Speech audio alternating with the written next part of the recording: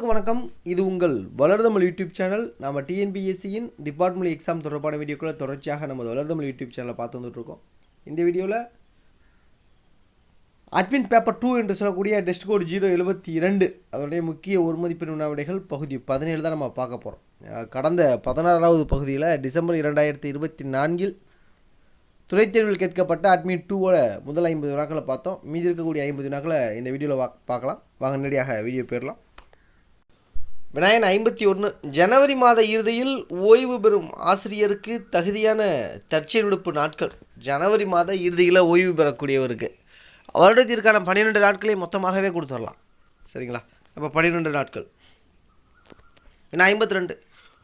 December 31 முற்பகலில் பணியேற்பு செய்த அரசு பணியாளரின் ஆண்டு ஊதிய உயர்வு நாள். டிசம்பர் 31 ஓராண்டை 4 காலாண்டாக பிரிப்போம். ஸோ அதன் அடிப்படையில் பார்க்கும்போது டிசம்பர் அப்படிங்கிறது அக்டோபர், நவம்பர், டிசம்பர் அப்படிங்கிற அந்த காலாண்டுக்குள்ளே வரும். அதனுடைய காலாண்டுக்கு முன்னிலைப்படுத்தி அக்டோபர் 1ஆம் தேதி அவருடைய அடுத்த ஆண்டு ஊதிய உயர்வு. 53. பங்களிப்பு ஓய்வூதிய திட்டம் செயல்படுத்தப்பட்ட நாள். சிபிஎஸ் எப்போலேருந்து வந்துச்சுன்னு கேட்குறாங்க. 1/4/2003. இது 65 இதே கொஸ்டின் கேட்டிருந்தாங்க. 54. பங்களிப்பு ஓய்வூதிய திட்டத்தில் பிடித்தம் செய்யப்படும் மாத சந்தா பே ப்ளஸ் டிஏ ரெண்டுலேயும் 10% முடிப்பாங்க. Basic pay plus dearness allowance DA. சரிங்களா? அடிப்படை ஊதியம் மற்றும் அகவிலைப்படி இது ரெண்டையும் கூட்டி அதில் 10% முடிப்பாங்க. 55. ஜூலை 1 பிறந்த தேதியாக கொண்ட ஆசிரியரின் ஓய்வு பெறும் நாள். ஜூலை 1ஆம் தேதி. ஜூலை மட்டுமில்ல, எந்த மாதமாக இருந்தாலும் சரி 1ஆம் தேதி ஒருத்தர் பிறந்தார் அப்படின்னா முந்தின மாதத்தினுடைய கடைசி நாள் தான் அவருடைய ஓய்வு பெறும் நாள். அப்போ ஜூலை 1 அப்படின்னா ஜூன் 30. சரிங்களா? ஓகே. இதுவே பார்த்தோம்னா மார்ச் 1 இருந்துச்சு அப்படின்னா அப்போ முந்தின நாள் பார்த்திங்கன்னா பிப்ரவரி 28, 29 இருக்கும். ஸோ அதுதான். ஓகேவா? ரைட்டு. இதுவே 2ஆம் தேதி அதுக்கு பிறகு பிறந்திருந்தால் அதே மாதத்துலேயே கடைசி நாள். அப்போ ஜூலை 2 அப்படின்னா ஜூலை 31 தான். 56.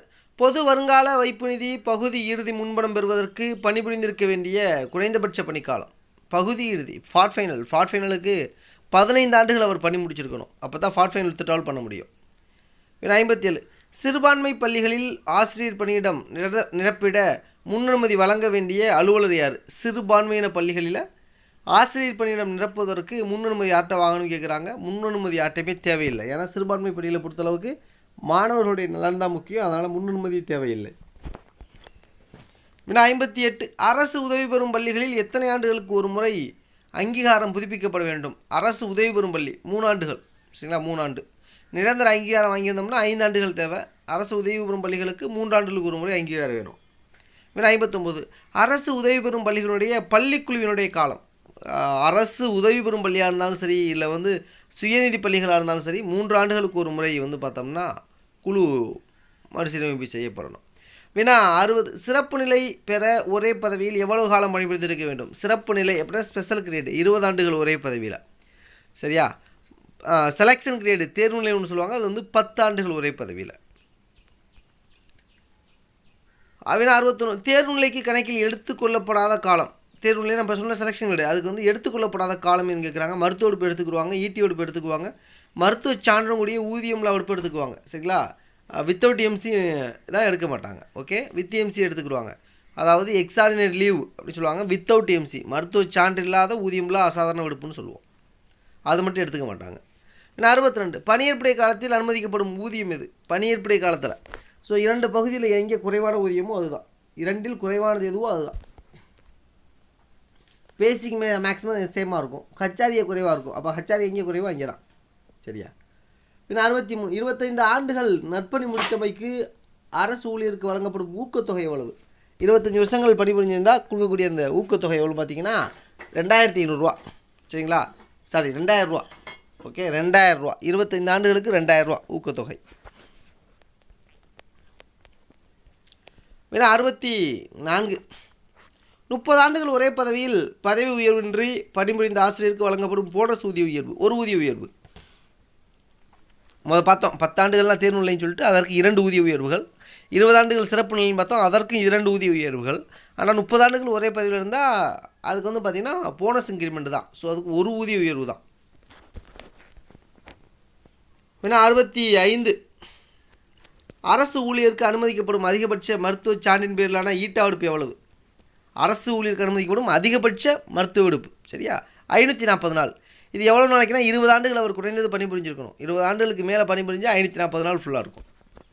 நம்ம விடுப்பு விதிகள் வீடியோ போட்டிருக்கோம், செக் பண்ணிக்கிறோங்க. 66 ஓய்வு பெற்ற பின் காசாக்கி கொள்ள தகுதியான அதிகபட்ச ஈட்டிய விடுப்பு நாட்கள். ஸோ எவ்வளோ நாட்கள் வந்து ஃபைனலாக வந்து இஎல் சரண்டர் பண்ணலாம் அப்படின்னா ஆஃப்டர் ரிட்டைர்மெண்ட்டுக்கு அப்புறம் 240 டேஸ் 240 நாட்கள். அதே சொந்த அலுவலகம் ஈட்டா விடுப்புன்னு ஒன்று இருக்கும், யூஇஎல் ஆன் ப்ரைவேட் அஃபேர்ஸ்னு சொல்லிட்டு, அது மேக்ஸிமம் 180 டேஸ். அதில் 50% வந்து காசாக்கலாம். ஏன்னா 67 ஓர் ஆண்டில் 10 நாட்கள் மருத்துவ சான்றின் பேரில் ஈட்டா விடுப்பு தூய்க்க ஆசிரியருக்கு ஈட்டிய விடுப்பு கணக்கின் போது கழிக்கப்பட வேண்டிய விடுப்பு காலம். ஒன்றும் இல்லை, எம்எல் எடுக்கிறாங்கன்னா எவ்வளோ நாட்கள் வந்து எத்தனை நாட்களுக்கு எம்எல் எடுத்தால் அதை ஈட்டிய விடுப்பில் ஒரு நாள் கழிப்பாங்க அப்படி சொல்லுவாங்க. இது வந்து பார்த்தோம்னா ரியலாக வந்து பார்த்தோன்னா விதிகளின்படி எம்எல் வந்து தகுதியான விடுப்பு தான். ஸோ அதனால் வந்து பார்த்திங்கன்னா இதுக்கு வந்து இஎல் வந்து கழிக்கக்கூடாது சரியா, இஎல் கழிக்கக்கூடாது அதான் சொல்கிறோம். ஏன்னா 68 பதவி உயர்வை தற்காலிக உரிமை விடல் செய்த ஆசிரியர் மீண்டும் எத்தனை ஆண்டுகளுக்கு பிறகு முன்னுரிமை பட்டியலில் இடம்பெற முடியும்? தற்காலிக உரிமை விடல் கழித்து அப்புறம் 3 ஆண்டுகள் கழித்து அவர் வந்து பார்த்தோம்னா மறுபடியும் அவர் பேர் சேர்த்துக்கலாம். ஏன்னா 69 அழகு விட்டு அழகு மாறும் ஆசிரியருடைய முன்னுரிமை மாறுதல் பெறும் புதிய அழகில் பணியில் சேர்ந்த நாள் முதல் இளையவர் சரியா. சொல்ல புரியுது அவங்களுக்கு. இப்போ ஒருத்தர் வந்து பார்த்தோம்னா தொடக்க கல்வியில் பட்டதாரி ஆசிரியர் இருப்பார். அவர் வந்து பார்த்திங்கன்னா அழகு விட்டு அழகு மாறுதல் யூனிட் ட்ரான்ஸ்ஃபரில் அவர் வந்து பார்த்தோம்னா இடைநிலை கல்விக்கு வருவார் சரியா. உயர்நிலை முதல்ல வந்து பார்த்தோன்னா நடுநிலை பள்ளியில் இருப்பார். அழகு விட்டு அழகு மாறும்போது அவர் உயர்நிலை பள்ளிக்கோ மேல்நிலை பள்ளிக்கோ பட்டதாரி ஆசிரியராக வருவார். அந்த பட்டதாரி ஆசிரியர்லேருந்து அடுத்து அந்த பிடியிலேருந்து ப்ரொமோஷனுக்கு எப்போ லிஸ்ட் எடுத்துவாங்கன்னா அவர் அந்த உயர்நிலை மேல்நிலை பள்ளியில் பட்டதாரி ஆசிரியர் எப்போ ஜாயின் பண்ணாரோ அந்த தேதியை தான் அவருடைய ஃபஸ்ட்டு அப்பாயின்மெண்ட்டாக எடுத்துக்குவாங்க. அந்த டேட்டை வச்சு தான் ப்ரொமோஷனுக்கு கணக்கு பண்ணுவாங்க. வினா 70 நர்சரி மற்றும் பிரைமரி ஸ்கூல் என்பதை எதை குறிக்கும்? எல்கேஜி முதல் 5ஆம் வகுப்பு வரை. நர்சரி பிரைமரினா எல்கேஜி டு 5ஆம் வகுப்பு வரை. தொடக்க கல்வி அப்படின்னா 1 டு 5ஆம் வகுப்பு வரை சரியா. வினா 71 ஒரு தனியார் தொடக்கப்பள்ளியில் பராமரிக்கப்பட வேண்டிய குறைந்தபட்ச பிணைத் தொகை எவ்வளவு? 1 லட்சம் ரூபா. ஒரு தனியார் தொடக்கப்பள்ளியில் பிணைத் தொகை எவ்வளவு? 1 லட்சம் ரூபா. வினா 72 சுயநிதி நடுநிலைப் பள்ளிகளில் சுயநிதி நடுநிலைப் பள்ளிகள் ஆண்டாய்வு கட்டணமாக 3 ஆண்டுக்கு ஒரு முறை செலுத்த வேண்டிய தொகை எவ்வளவு? ஆண்டாய்வு கட்டணமாக 5000 ரூபா செலுத்தணுமா? ஆண்டாய்வு கட்டணமாக 5000 ரூபா. 73 தற்காலிக பணியிடை நீக்கம் செய்யப்பட்ட பணியாளருக்கு வழங்கப்படும் பிழைப்பூதிய தொகை எவ்வளவு? 50% தான். பிழைப்பூதியம் 50% சரிங்களா. 6 மாதம் வரைக்கும் இது 50 ஸ்டாண்டர்டாக இருக்கும். 6 மாதத்துக்கு பிறகு அவருடைய தற்காலிக பணி நீக்கம் வந்து என்கொயரி பண்ணி அந்த சஸ்பெண்ட் வந்து கண்டினியூ ஆகும் பட்சத்தில் அதற்கு பணியாளர் காரணம் இல்லையான்னு பார்ப்பாங்க. பணியாளர் தான் காரணம் அப்படின்னா 50-25 குறைச்சிடுவாங்க. பணியாளர் காரணம் இல்லை அப்படின்னா 50-75 இன்க்ரீஸ் பண்ணி கொடுப்பாங்க. வினா 74 எம்இஸ் அதனுடைய விரிவாக்கம் என்ன? இஎம்ஐஎஸ் எம்இஸுடைய விரிவாக்கம் என்ன? எஜுகேஷ்னல் மேனேஜ்மெண்ட் இன்ஃபர்மேஷன் சிஸ்டம் தான் சரியா. அடுத்து 75 சிசிஇனுடைய விரிவாக்கம் என்ன? சிசிஇனுடைய விரிவாக்கம் கண்டினியூஸ் அண்டு காம்ப்ரிஹென்சிவ் எவாலுவேஷன்.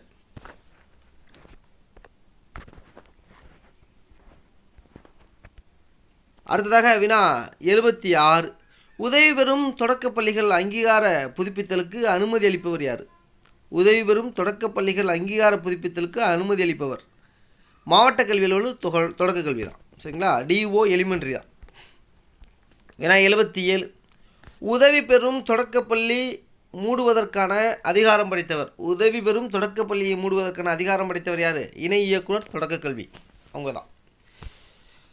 78 உதவி பெறும் நடுநிலைப் பள்ளிகள் பள்ளிக்குழு செயலரை நீக்குவதற்கு தகுதியான அதிகாரம் படைத்தவர். பள்ளி குழு செயலரை நீக்குவதற்கு மாவட்ட கல்வி அலுவலர் தொடக்க கல்வி அவங்க தான் அதிகாரம் படைத்தவர். 1/10/2022 இந்த மாற்றங்களை நிறையா பண்ணியிருக்காங்க.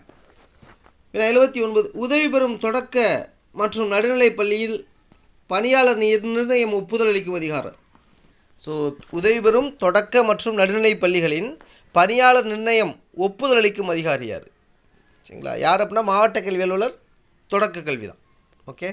இதே உயர்நிலை பள்ளிகளாக இருந்துச்சுன்னா அதுக்கு ஒப்புதல் அளிக்கக்கூடியவர் மாவட்ட கல்வி அலுவலர் இடைநிலை.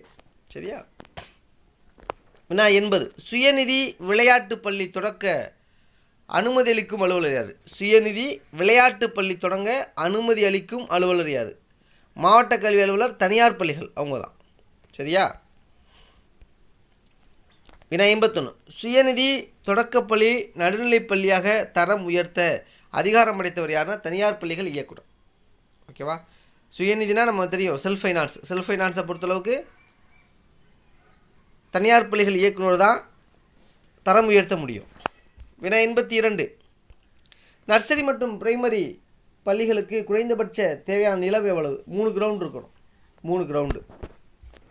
83. கிராம பஞ்சாயத்து பகுதியில் அமைந்துள்ள ஒரு தனியார் நடுநிலைப் பள்ளிக்கு தேவையான குறைந்தபட்ச நிலம், அதே கிராமப்புறமாக இருந்துச்சுன்னா 2 ஏர்ஸ் போதுமா? 84. தனியார் தொடக்கப் பள்ளியினுடைய ஒரு வகுப்பறையில் அனுமதிக்கப்படும் அதிகபட்ச மாணவருடைய எண்ணிக்கை எவ்வளவு? 30 பேர் தான் இருக்க முடியுமா? தனியார் தொடக்கப் பள்ளியின் ஒரு வகுப்பறையில் 30 பேர், அதாவது 30 பேருக்கு தான் ஒரு வகுப்பறை கட்டணம், ஒரு வகுப்பு. 85. தனியார் பள்ளியில் ஒரு வகுப்பறையின் குறைந்தபட்ச பரப்பளவு எவ்வளோ இருக்கணும்? ஒரு வகுப்பறையோட குறைந்தபட்ச பரப்பளவு 400 சதுரடி இருக்கணுமா? 400 ஸ்கொயர் ஃபீட். வினா 86. வட்டார கல்வி அலுவலருக்கு தேர்வுநிலை வழங்க அதிகாரம் அளித்தவர் யார்? வட்டார கல்வி அலுவலருக்கு தேர்வுநிலை அதிகாரம் மாவட்ட கல்வி அலுவலர், தொடக்க கல்வி அவங்க தான். வினா 87. ஊராட்சி ஒன்றிய நடுநிலைப்பள்ளி தலைமை ஆசிரியருக்கு தேர்வுநிலை அனுமதிக்கும் அலுவலர் யார்? ஊராட்சி ஒன்றிய நடுநிலைப்பள்ளி தலைமை ஆசிரியருக்கு. ஸோ அவங்களாம் வந்து வட்டார கல்வி அலுவலருக்கு கீழே வருவாங்க, அதனால் வட்டார கல்வி அலுவலர் தான். வினா 88. எண்ணும் எழுத்தும் திட்டத்தில் 3ஆம் வகுப்பு தனி வகுப்பு மாணவர் அடைய வேண்டிய கற்றல் நிலை. எண்ணும் எழுத்தும் திட்டத்தில் 3ஆம் வகுப்பு அடைய வேண்டிய கற்றல் நிலை என்னென்னா அரும்பு மொட்டு மலர், அந்த நிலையை அடையணுமா? சரிங்களா? அரும்பு மொட்டு மலர். வினா 89. எண்ணும் எழுத்தும் திட்டத்தில் அரும்பு நிலைக்கான செயல்பாடுகளை கொண்டுள்ள நிறம் என்ன? அரும்புனா நீளம், அரும்புங்கிறது நீல நிறத்தை குறிக்குமா? பள்ளியின் பெற்றோர் ஆசிரிய கழக செயற்குழுவினுடைய செயலாளர் யார்? வினா 90. பள்ளியின் பெற்றோர் ஆசிரியர் கழக செயற்குழுவினுடைய செயலாளர் யாருன்னா தலைமை ஆசிரியர். வினா 91. தொடக்க நடுநிலைப் பள்ளிகள் பெற்றோர் ஆசிரியர் கழக உறுப்பினர் சந்தாவிலிருந்து ஆண்டுதோறும் ஒன்றிய கழகத்திற்கு செலுத்த வேண்டிய தொகையின் சதவீதம் எவ்வளவு? 5% செலுத்தணும். சரிங்களா? 5%. வினா 92. பள்ளியை விட்டு வெளியேறி 5 ஆண்டுகளான தொடக்கப்பள்ளி மாணவரின் மாற்றுச் சான்றிதழ் வழங்குவதற்கு வசூலிக்கப்பட வேண்டிய கட்டணம் எது? பள்ளியை விட்டு வெளியேறி 5 ஆண்டுகள் ஆன தொடக்கப்பள்ளி மாணவரின் மாற்றுச் சான்றிதழ் வழங்குவதற்கு வசூலிக்கப்பட வேண்டிய தேடுதல் கட்டணம் எவ்வளவு? ஸோ தேடுதல் கட்டணம் வழக்கமாக நம்ம 50 ரூபா வாங்குவோம். இது வந்து பார்த்தோம் அப்படின்னா தொடக்கப்பள்ளி அப்படிங்கிறதுனால வந்து பார்த்தோம்னா உங்களுக்கு வந்து கட்டணம் இல்லையா. வினா 93. மாணவர் 1ஆம் வகுப்பில் சேர பூர்த்தி அடைய வேண்டிய வயது என்ன? 1ஆம் வகுப்பில் சேரணும் அப்படின்னா 5 வயது கம்ப்ளீட் ஆகிருக்கணும். வினா 94. முதலமைச்சரின் காலை உணவு திட்டத்தில் பயன்பெறும் வகுப்புகள் எது? காலை உணவு திட்டம், முதலமைச்சரின் காலை உணவு திட்டம் 1 முதல் 5ஆம் வகுப்பு வரை தான். வினா 95. தொடக்க கல்வி வகுப்புகள் 1 முதல் 5ஆம் வகுப்பு கூடுதல் வகுப்பு பிரிப்பதற்கு மாணவர் எண்ணிக்கை என்னவாக இருக்கணும்? 60க்கு அதிகமானால் அடுத்த வகுப்பு துவங்கலாமா? சரியா? கூடுதல் வகுப்பு பிரிப்பதற்கு 60 மாணவர்கள் வரைக்கும் ஒரே வகுப்பில் வச்சுக்கலாம். 60 மாணவருக்கு மேலே இருந்துச்சுன்னா அடுத்த வகுப்பு பிரிக்கலாமா? இதெல்லாமே எனக்கு ஆன்சர் தவறாக தெரியுது. சரியா? ஏன்னா வழக்கமாக 30 தான் ஒரு ஸ்கூலுக்கு ஒரு ஸ்ட்ரென்த்தாக இருக்கும், 30லேருந்து 40. ஸோ கன்ஃபார்ம் பண்ணிக்கிறேங்க.